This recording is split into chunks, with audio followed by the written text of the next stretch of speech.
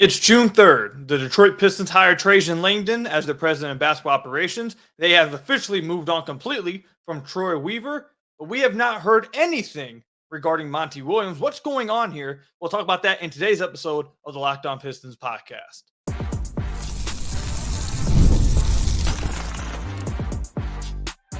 You are Locked On Pistons, your daily Detroit Pistons podcast, part of the Locked On Podcast Network. Your team every day. What's the deal? Welcome back to another episode of the Locked On Pistons podcast. Per usual, I'm your host, Kuka Hill. You can find me over on Twitter at Kuka Hill. I want to thank you guys for making Locked On Pistons your first listen of every single day. We're free and available on all your podcast platforms. If you haven't already, head to the YouTube channel at Locked On Pistons. Hit that subscribe button or leave us a 5-star review on whatever podcast platform you're listening to this on. That's another great way to support the podcast. And today's episode is brought to you by LinkedIn Jobs. LinkedIn Jobs helps you find the qualified candidates you want to talk to faster and easier. Post your job for free at linkedin.com/LockedOnNBA. That's linkedin.com/LockedOnNBA to post your job for free. Terms and conditions apply. You'll hear more about LinkedIn a little bit later. In today's episode of the podcast, I want to talk about later on, is the Eastern Conference relatively open for the Detroit Pistons? You'll see what I'm talking about, what angle I'm going at there. And then way later on in the podcast, I feel like this is a conversation that gets brought up damn near every offseason. I'm not joking. I feel like this has been talked about probably like 40 times.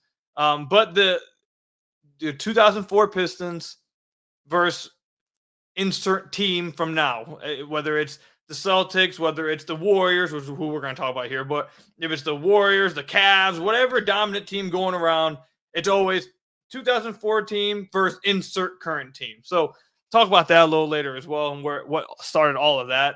But obviously, we're going to start with Monty Williams. So like I said in the cold open, it's June 3rd, at least when I'm recording this. So if anything happens after this, obviously, I can't help that.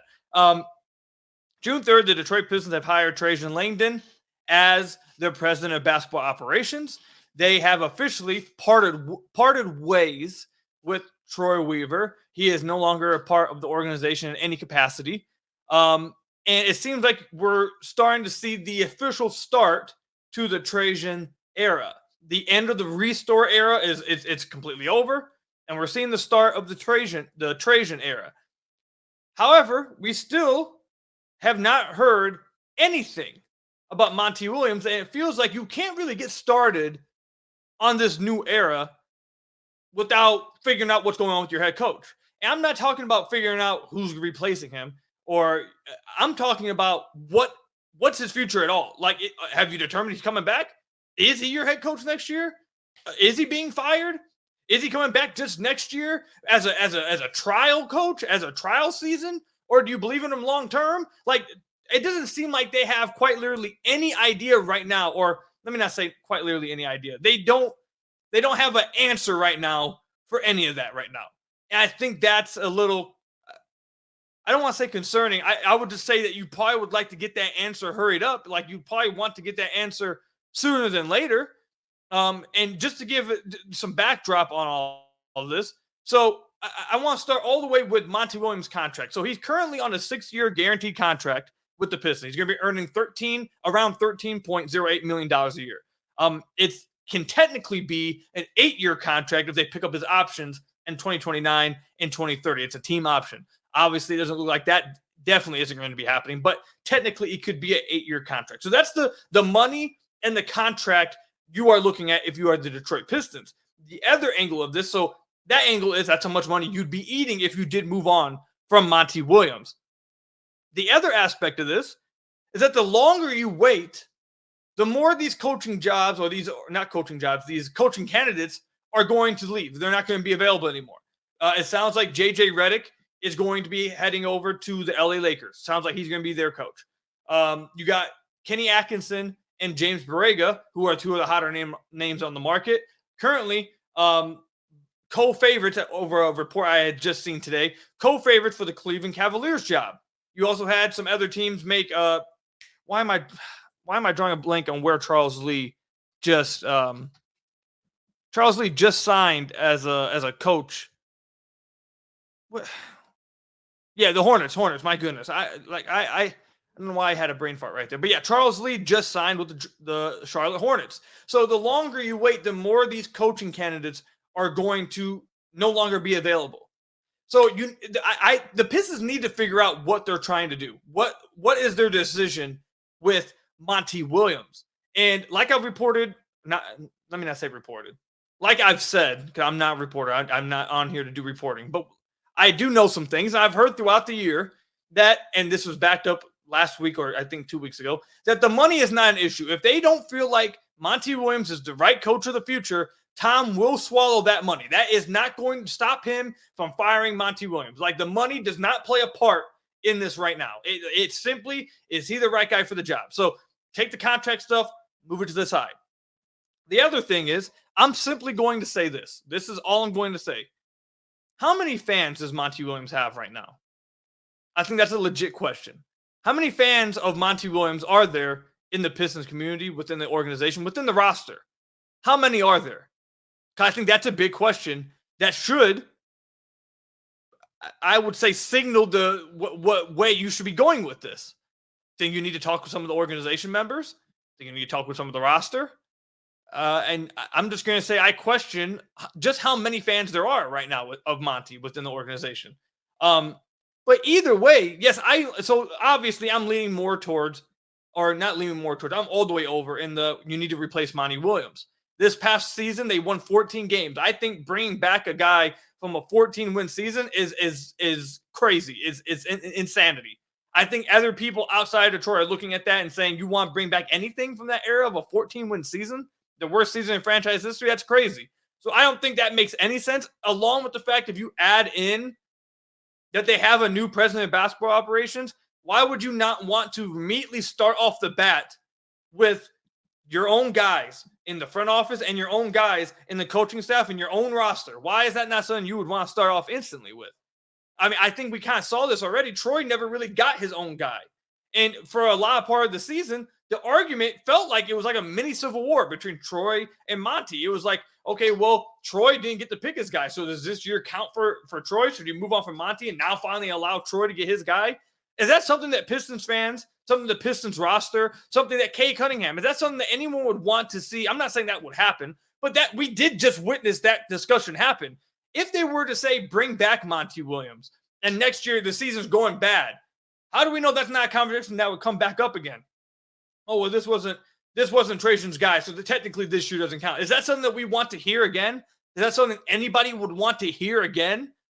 So I just don't see really the logic in not wanting to get Trajan's own guy into the building, let him get his own era started, instead of wasting what I would assume is a trial year for Monty this upcoming year. Okay, let's see what he's worth. Let's see if I want to keep him long-term. I think you need to nail your long-term guy right now. You need to move on from everybody. You've already moved on from Troy. He paid for his sins. Why should Monty not pay for his sins? I think it would be a little messed up if Troy was the only one gone, as if this was all on Troy. This was not all on Troy. Was a lot of it on Troy? Yes. But there's blood everywhere. Okay? And kind of scapegoating Troy as the only guy that went wrong or did something wrong, I think would be a massive mistake. I don't think that's true. I don't think that would be right. And I don't think it would be a good way to start off your era. You get your own guys in here. Get your long-term coach in here nailed down. Start building from the ground up. Create a concrete core vision of your team. This should not be a trial year. You should be building the core of laying down the cement of your era. So that's where I stand with it.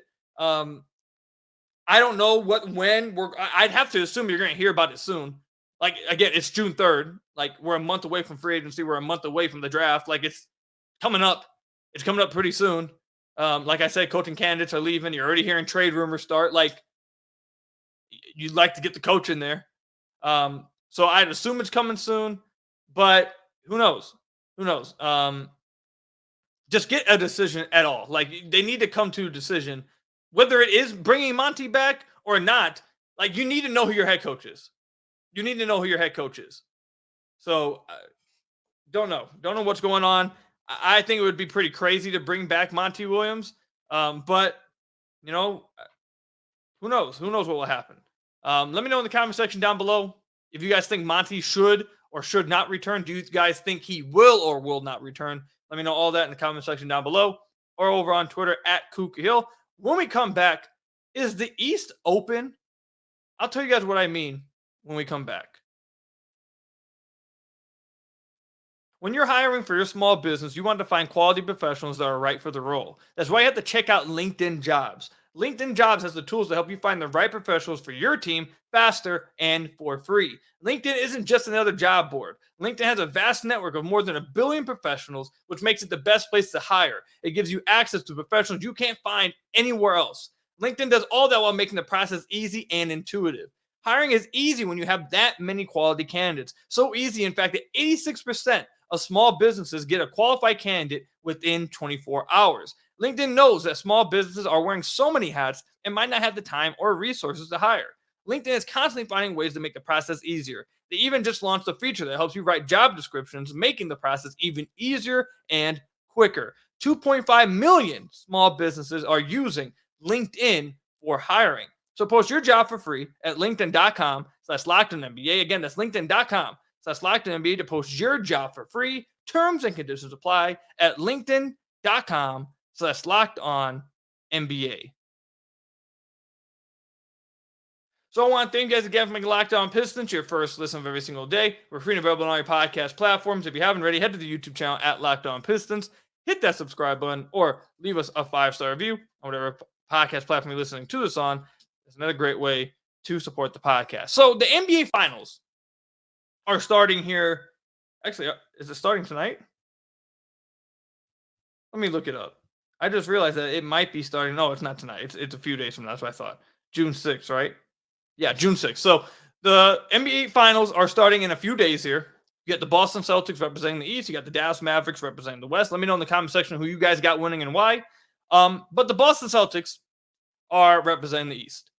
They have been the best team in the NBA from start to finish. Now, whether they end up winning the finals and actually win the championship, we'll see. But so from start to finish, the Boston Celtics were the best team in the entire NBA. They won 64 games, which is quite a lead on the next team, which was the Thunder and the Nuggets at 57 wins. That's a 7-game lead they had on anyone else. That's a 14-game lead they had on anyone else in the Eastern Conference. So you might be asking, when you see this topic, what do you mean is the East open? The Celtics are the best team in the NBA. They just won 64 games. How the hell is the East open? Well, I'll tell you this. This is what I mean by the East is open. And we'll see. You'll understand why I'm going at this and the Pistons angle of this. So let's just go over to the Eastern or the Western Conference.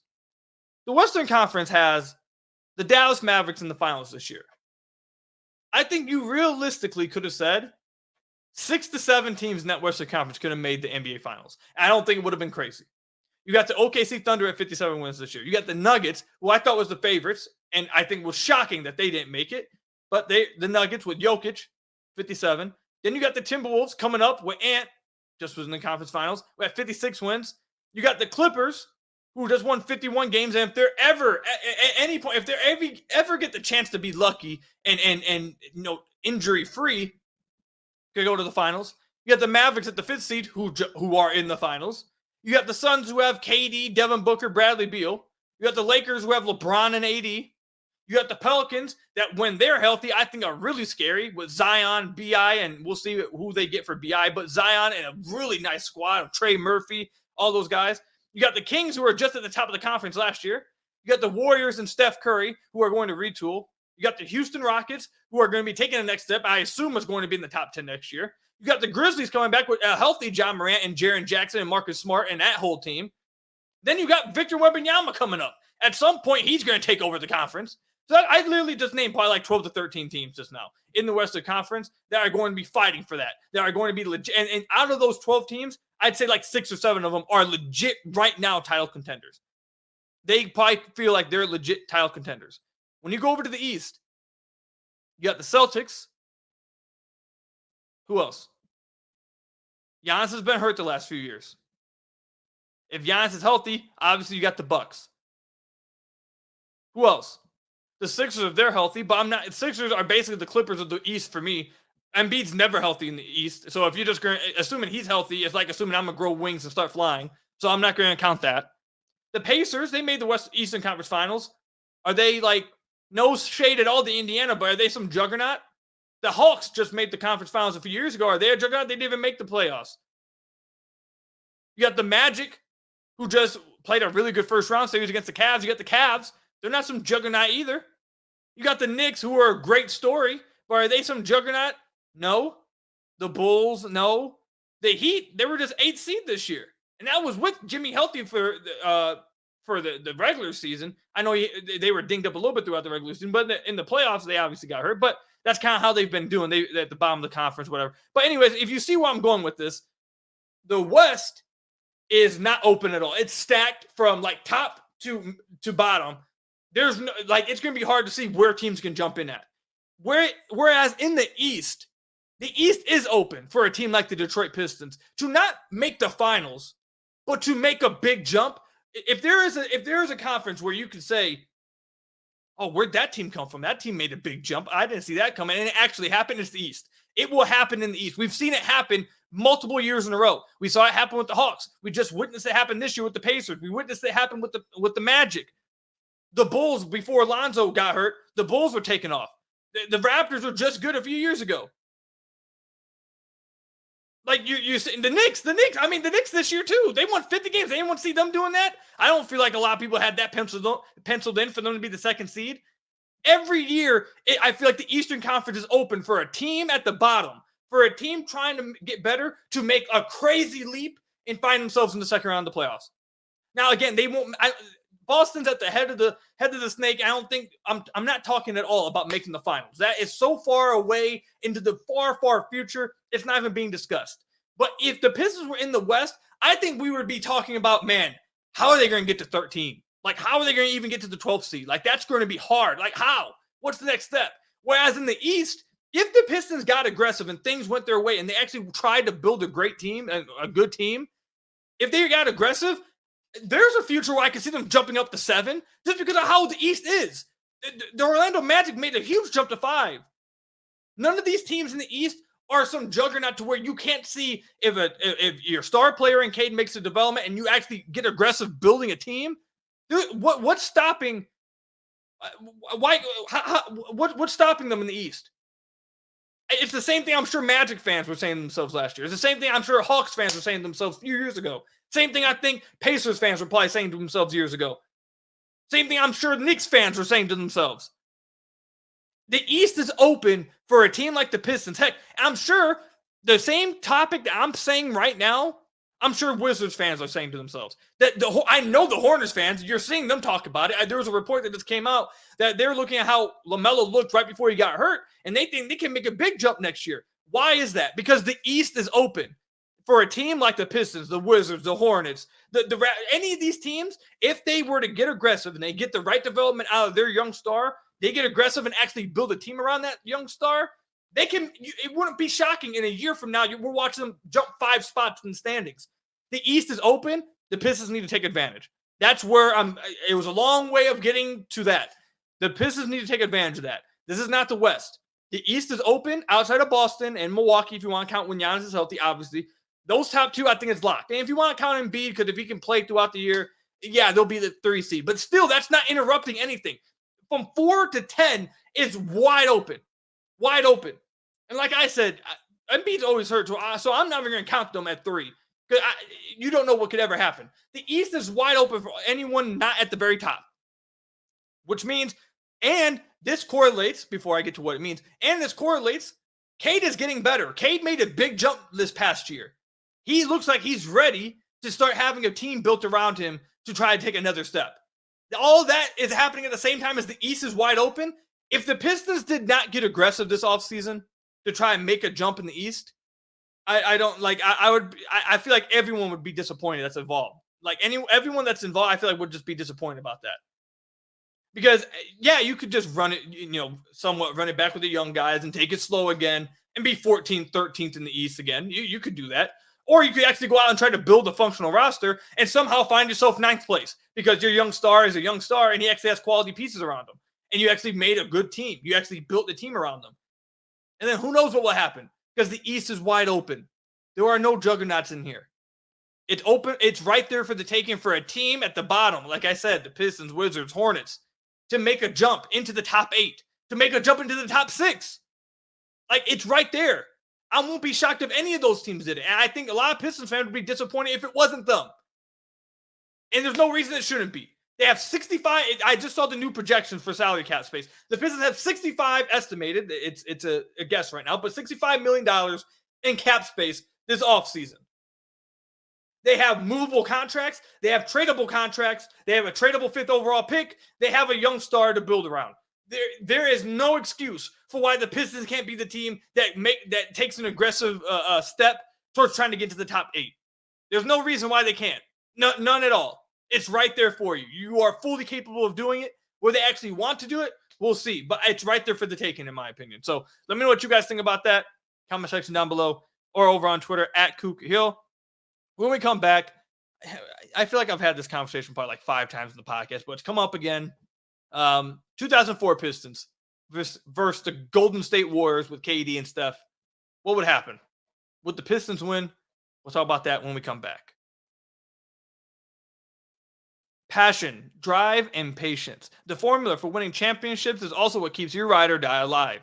eBay Motors has everything you need to maintain your vehicle and level it up to peak performance. Superchargers, roof racks, exhaust kits, LED headlights, and more. Whether you're into speed, power, or style, eBay Motors has you covered. With over 122 million parts for your number one ride or die, you'll always find exactly what you're looking for. And with eBay Guaranteed Fit, your part is guaranteed to fit your ride every time. You'll get your money back. Because with eBay Motors, you're burning rubber, not cash. With all the parts you need at the prices you want, it's easy to make your car the MVP and bring home huge wins. Keep your ride or die alive at ebaymotors.com. Eligible items only. Exclusions apply.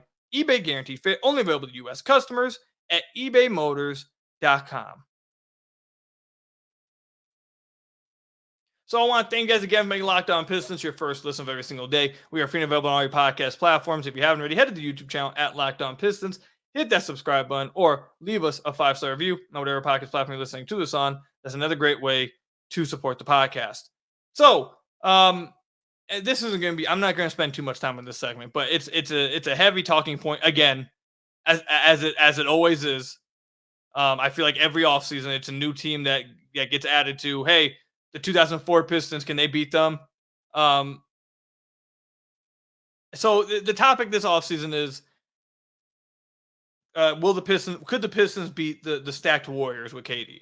I forget how it exactly started. I know Rasheed, I think it happened on Rasheed Wallace's podcast. He mentioned that they would beat them.